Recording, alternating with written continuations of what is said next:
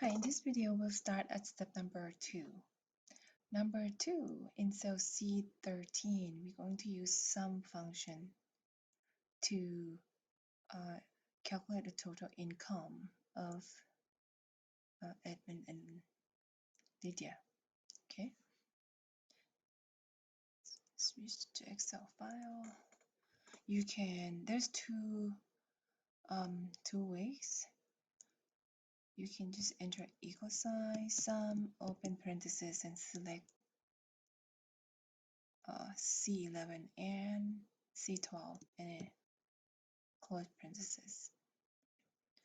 Or you can select C11, comma, and then select C12.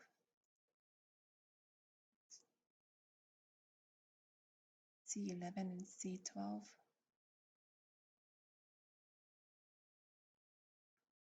I can't select it.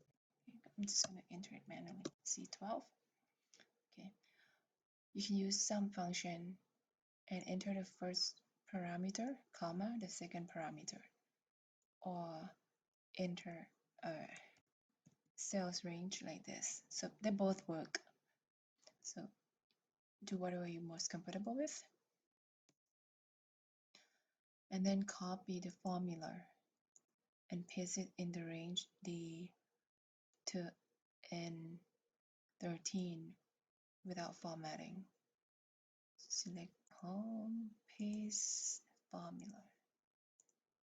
All right. Number 3, in the range D26 to D39. So I'm just going to copy the range from here and enter the range in the name box and hit enter. Okay, this way I don't need to use the mouse to select the range. And then select Insert tab, Spark Lines and Column. Okay, and I don't remember the range, so let's take a look here. It is C11 through N23. So enter the range and click OK. All right, that's it. We'll do number 4 in the next video.